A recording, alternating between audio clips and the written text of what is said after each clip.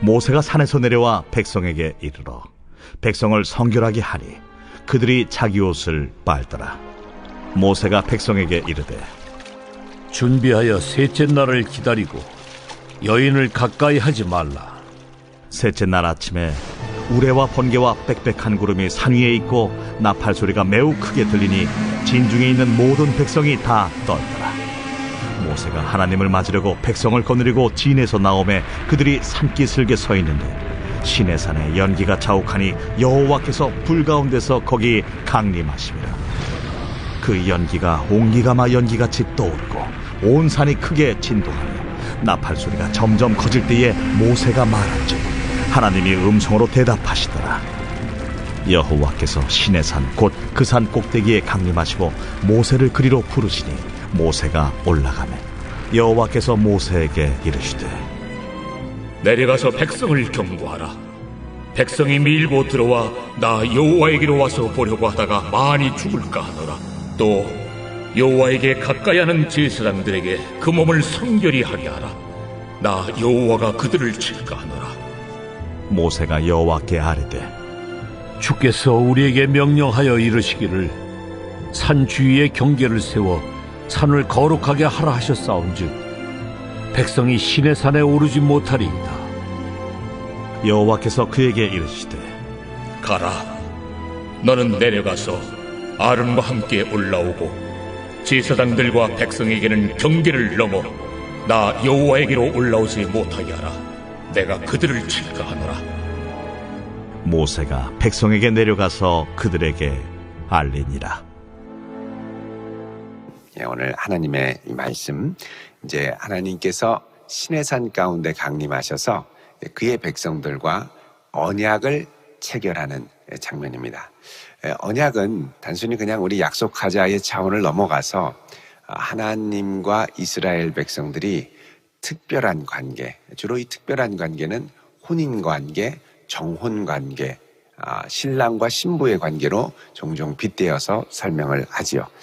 자, 그래서 하나님께서 이 언약 체결을 위하여 강림하실 때 이스라엘 백성들을 만나는 이 과정을 마치 신부가 신랑을 맞이하기 위하여 몸과 마음을 정결하게 하는 과정으로 설명을 합니다. 14절에 모세가 산에서 내려와 백성들에게 선포하죠. 너희들 다 준비하고 성결하게 하고 그리고 자기 옷을 빨아라. 옷을 빤다. 이 세상의 티끌과 먼지와 더러운 것들을 깨끗하게 빨고 또 나 자신의 마음과 중심을 깨끗하게 하고 특별히 15절에 보면 백성에게 준비하되 셋째 날을 기다리고, 그러니까는 단번에 정결해지는 것이 아니라 시간을 두고 정결하게 준비를 하되 셋째 날까지 정결케 되기를 기다리고 또 이 기간 동안 너희들은 여인을 가까이 하지 말아라. 이렇게 얘기를 합니다. 여인을 가까이 하지 않는다는 것은 물론 1차적으로는 우리 몸에 있는 이 생명을 땅에 또 사람에게 이렇게 쏟으면서 이 생명을 유출하는 행위를 말하죠. 그래서 설정을 하는 것, 그리고 피를 쏟는 것, 이런 것들은 다 생명을 쏟는 것과 관련이 돼서 부정하다고 레위기 율법에 보면 규정을 합니다. 그래서 이런 것들을 너희들이 쉽게 생각하지 말고 생명의 충만함과 정결함을 지키고 또 더 나아가서 이제 이 여인을 가까이 한다라는 건 무엇과 관련이 있냐면 그 당시에 다신교의 상황과도 밀접한 관련이 있습니다. 가나안의 다신교에는 항상 이 성적인 유희와 음란한 제의들이 이제 포함이 되어 있는 경우가 많지요. 그래서 사람이 얻을 수 있는 기쁨 중에 아주 최고의 기쁨 중에 하나라고 할 수 있는 이 성적인 유희를 통해 가나안 신을 기쁘게 하는 이런 음란한 제의들이 있었습니다. 그러니까는 이런 것들로 인하여 얻는 유희를 절제하고 오직 주님만을 기뻐하며 집중해라 라고 그러죠. 여러분, 이런 면에서 고린도전서 7장 5절에 너희들이 기도할 틈을 얻기 위하여 따로 있기는 하지만 절대 그러지 말고 함께 지내라 이렇게 말씀하시는 문맥이 또 있죠. 자, 그래서 이 시내산에서 이스라엘 백성들이 주님을 맞이하는 이것은 마치 이 결혼을 위하여 신부가 신랑을 준비하고 기다리고 맞이하는 것과 아주 유사합니다. 그러니까 우리가 나중에 이런 계약을 통해 이제 새 언약을 통해 그리스도의 신부로, 정결한 신부로 준비된다. 사도 바울이 내가 너희를 그리스도의 정결한 신부로 주 앞에 올려드리려 하노라 그러죠. 이렇게 준비되는 마음, 준비되는 중심, 자, 이것을 주님께서 기다리시고 기대하시고, 그리고 이들이 마침내 정결케 되었을 때 16절에 셋째 날 아침 주님께서 임재하시죠. 자, 하나님이 임재하실 때 아주 위험 있고 웅장한 모습으로 등장하십니다. 여러분, 40년 전에 이 호렙산에서 하나님이 모세에게 나타나셨을 때는 떨기나무에서 불에 타지 않게 불로 임재하시지만 이 떨기나무를 완전히 태워버리지 않는 신비한 방식의 성육과 같은 모습으로 모세에게 나타났다면, 이제는 웅장한 하나님의 위험 있는 모습 그대로를 이 자연 가운데 보여주시며 나타나죠. 우레와, 아침부터 우레입니다. 번개와, 그리고 빽빽한 구름이, 이거는 상당히 그 당시에, 여러분 지금도 시내산에 가면 거기는 이제 예를 들면 이집트 같은 경우에 밑에 보면 항상 맑은, 태양이 쨍쨍한 우레와 번개가 치지 않는 곳입니다, 좀처럼. 근데 그곳에 우레와 번개와 빽빽한 구름이 있다. 매우 특별한 것이죠. 하나님의 임재 앞에 온 피조 세계가 두려워 떠는 모습. 그리고 산 위에는 나팔 소리가 크게 들렸다. 여러분, 이 나팔 소리, 이게 이제 영어 성경에 보면 트럼펫 블래스트라고 되어 있습니다. 블래스트는 아주 강하게 뿌붕하고 이게 내지르는 소리, 이제 왕의 임재를 알리는 강력한 신호 소리가 이 트럼펫 블래스트죠. 하나님의 임재를, 그럼 여러분 여기에 이 하나님의 임재를 환영하고 노래 부르는 이 트럼펫 소리는 누가 부르는 것일까요?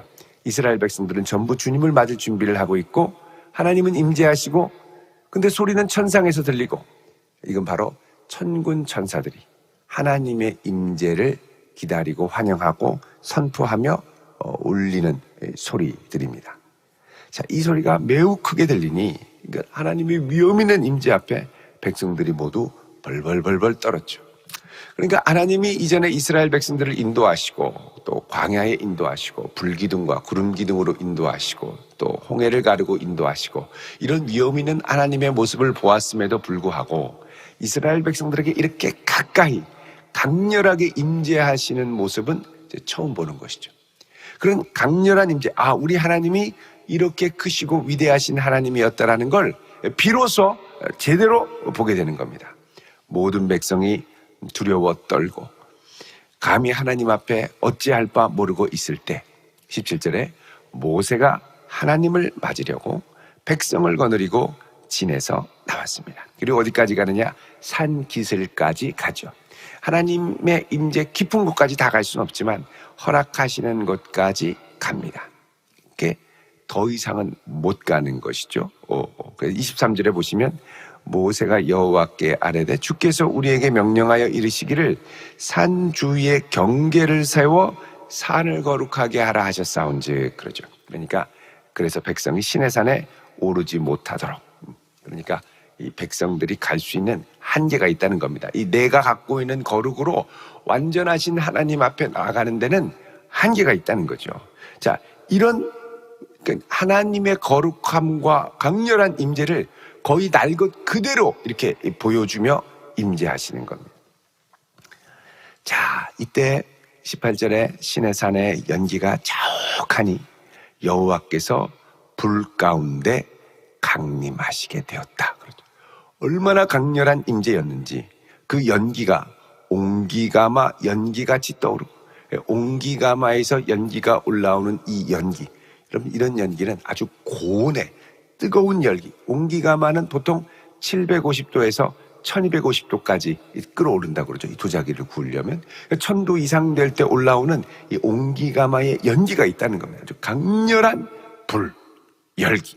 그러니까 하나님의 임재도 이런 강렬한 임재로 연기가 온기가 마와 같이 오르고 더 나아가서 온 산이 크게 진동한다. 여러분, 고대의 사람들에게 이 산이라는 건 이 세상에서 가장 강력하고 깊은 뿌리가 있는 기초를 말합니다. 왜냐하면 산뿌리 이렇게 올라온 만큼 그 밑에 뿌리가 깊이 밑으로까지 해서 내려간다고 생각하기 때문에 뿌리가 깊은 곳이 산이거든요. 흔들리지 않는 곳이 산인데 이 산 전체가, 여러분 시내산 가면 시내산만 하나 달랑 있는 게 아니라, 여러분 계룡산 가도 그렇죠. 계룡산에 가면 그 주변에 많은 산들 가운데 꼭대기에 이 산이 있는 것처럼 그 시내산 주변에 많은 돌산들이 아주 있습니다.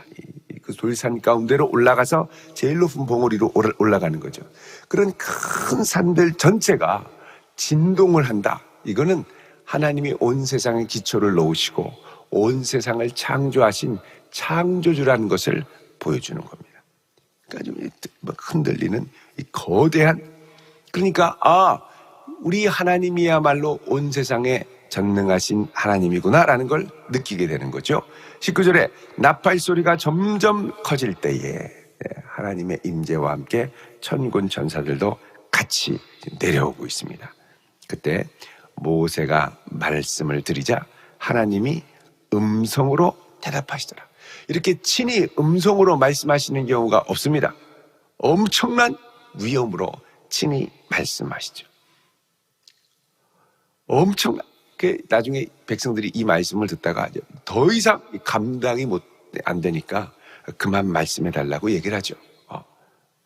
자, 20절에 여호와께서 시내산 그 꼭대기에 강림하시고 모세를 부르셨습니다. 자, 그리고 모세가 하나님 앞에 올라갑니다. 이때 하나님이 말씀하십니다. 백성을 경고해라. 백성이 밀고 들어와서 나 여호와에게로 와서 보려고 하다가 많이 죽을까 하노라. 자, 그래서 하나님은 눈으로 볼 수 있는 분이 아니라 보려고 하다가 그 거룩에 대어서 죽을 수 있다는 겁니다. 그래서 하나님은 볼 수 있는 분이 아니고 믿음으로 거룩함으로 만날 수 있는 분이죠. 또 다른 한편으로는 구약의 하나님은 위험하신 분입니다. 내가 거룩하지 않고 나아가면 죽어요.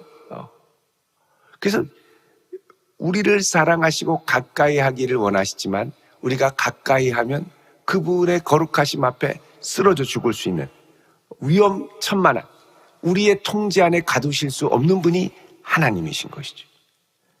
자, 그래서 하나님이 경고를 하자 또 경고를 하시고, 그 다음에 또 22절에 여호와께 가까이 하는 제사장들에게도 몸을 성결하게 하라. 하나님이 너무 가까이 오시면 제사장들도 칠 수 있다는 거예요. 제사장들도 철저히 깨끗이 않으면 그들의 부정함으로 칠 수 있다는 겁니다. 그래서 모세가 하나님, 제가 이 산 주변에, 하나님 임재하신 산 주변에 울타리를 세워서 절대 못 오게 하겠습니다. 그러죠. 자, 하나님이 말씀하시죠. 가라, 너는 내려가서 아론과 함께 올라오고 제사장들과 백성에게는 경계를 넘어 여호와께로 올라오지 못하게 하라. 내가 그들을 칠까 하노라. 그래서 모세가 내려가서 이 얘기를 하고, 이제는 모세와 아론이 하나님의 부르심을 받아 더 깊은 임재로 이제 들어가게 됩니다. 여러분, 이런 거 보면 이렇게 위험천만한 하나님께서 말씀이 육신이 되어 우리 가운데 거하시게 되었다는 사실은 우리가 정말 이해할 수 없는 어마어마한 신비라는 것을 알 수가 있게 되죠. 어떻게 이 위험 있는 하나님이 육신이 되어 우리에게 오셨습니까? 육신을 입고도 아닙니다. 만약에 이런 어미하신 하나님이 육신을 입는다, 감당할 육체가 없습니다. 더럽고 죄성이 있는 이 인간, 이 연약한 인간이 누가 그분의 임재를 감히 그 연약한 육신 안에 담겠습니까? 말씀이 육신을 입고 올 수가 없는 거죠. 입고 오는 게 아니라 말씀이 육신이 되어 오시는 거죠. 되어 오시는, 그러니까는 이거는 지극히 이해할 수 없는 신비 중에 신비입니다. 만약에 말씀이 입고 온다 그러면 이 육체가 더러우면 또 다른 데 가서 또 입고 또 하다가 아니면 또 입고, 그러니까 어떻게 돼요? 하나님이 육체를 막 옮겨 다니는 거예요. 이단들이 이 교주를 보혜사로 믿는 이유가 이것 때문에 그렇죠. 이단들의 교주를 육체 사명자라고 그럽니다. 자기 육체를 내어드리는, 2000년 만에 다시 오신 예수님의 영에게 나를 쓰세요 하고 육체를 내어드리는. 근데 육체가 얼마나 하자가 많은지, 아프고 병들고 늙고, 이런 연약한 교주를 보고 절대 실망하지 말라고. 그는 연한 순 같고 볼품도 없고 사람들에게 싫어 버림받고, 그래서 흠모할 만한 모습이 하나도 없다고 그러죠. 이렇게 하는 말을 하는 이유는 그거 보고 실망해서 무슨 보혜사가 저렇게 못생겼어 이렇게 실망하고 돌아갈까 봐 그렇게 하지 말라고. 근데 여러분, 말씀이 육신이 되어 이 땅에 오신 줄 믿으시기 바랍니다. 그래서 그 말씀이 육신이 되어 이 땅에 오신 예수님께서 예루살렘 성전에서 뭐라고 그러셨습니까? 내게로 와서 물을 마시라고 그러죠. 나를 믿는 자는 그 배에서 생수가 강물과 같이 흘러날 것이다. 여러분, 이스라엘 백성들이 이 예루살렘 성전에 와서 이제 초막절 때마다 했던 게 물을 담아서 매번 이제 일주일 동안 예루살렘 성전 실로암 물가에서 물을 담아서 예루살렘 성전에 가서 부으면서 뭘 고대했냐면 에스겔 47장에 성전 문지방에서 물이 흘러서 발목으로, 무릎으로, 허리로 이렇게 막 차올라서 온 세상을 하나님의 생수로 충만하게 하셨던 그 비전을 꿈꾸며 주여 어서 오시고 이곳에서 생수가 충만하게 하옵소서, 그렇게 기도했죠. 근데 예수님께서는 오셔서 이 말씀을 인용하면서 나를 믿는 자는 그 배에서 생수가 충만하게 넘칠 것이다 라고 약속하셨습니다. 그리고 이 생수는 뭐냐? 바로 예수 그리스도를 믿는 자들에게 주실 성령이라고 말씀하셨죠.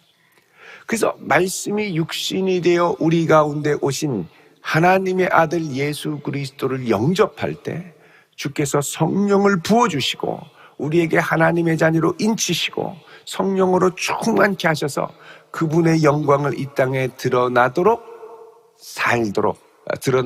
살도록 은혜를 주신 것이죠. 그 주님을 의지하고 우리가 이 땅을 살아가며 함께 모일 때 하나님의 영광이 이곳에 임재하는 성전, 교회, 그리스도의 몸이 되어가는 것입니다. 자, 그래서 이 시내산에서 이스라엘 백성들에게 임하신 하나님의 그 모습이 오늘날 우리에게는 그리스도 예수를 통하여 이 땅에 오신 하나님의 아들을 모시고 사는 교회가 되었고, 자, 여러분, 하나님은 변치 않으시는 분이죠. 여전히 이 땅 가운데 우리가 그분과 동행하기 위해서 우리에게 요구되는 거룩, 정결함의 기준은 타협이 없습니다. 그대로입니다. 단 우리는 짐승의 제사가 아닌 예수 그리스도의 보혈을 의지하여 담대하게 나아가게 됐죠. 그래서 이 말씀이 육신 가운데 우리에게 오신 예수 그리스도를 귀하게 여기고 감사하게 여기고 거룩하게 여기고 그분을 사랑하고 사모하는 마음으로 기쁘게 그분을 섬기면서 이 땅을 살아갈 때 여러분, 우리를 통하여 하나님의 거룩한 빛이 우리 주변 세계에 비추게 될 줄로 믿습니다. 그리고 이렇게 살아갈 때 우리가 장차 주님의 나라에 이를 때 그리스도의 정결한 신부로 다시 하나님을 영광 중에 만나는 것, 이게 요한계시록 21장에 나오는 거룩한 성 예루살렘, 신부가 남편을 위하여 단장한 모습으로 주님을 맞이하게 된다는 것이죠. 그래서 여러분, 이 땅을 살아가는 걸음걸음 가운데 주님의 거룩한 신부로 정결하게 주님의 기쁘신 뜻을 향하여 늘 주님을 기쁘시게 하기 위하여 성령을 순간순간 의지하며 살아갈 수 있기를 우리 주님의 이름으로 축원드립니다. 기도하겠습니다. 거룩하신 주님, 우리를 붙들어 주시고 주의 은혜와 사랑으로 함께 하옵소서. 어미하신 하나님이 이 땅 가운데 오시고 특별히 그리스도 예수를 통하여 이 땅 가운데 오심을 진심으로 감사를 드립니다. 주 앞에 정결한 신부, 거룩한 자녀로 날마다 설 수 있는 은총을 더하여 주옵소서. 예수 그리스도의 이름으로 기도하옵나이다. 아멘.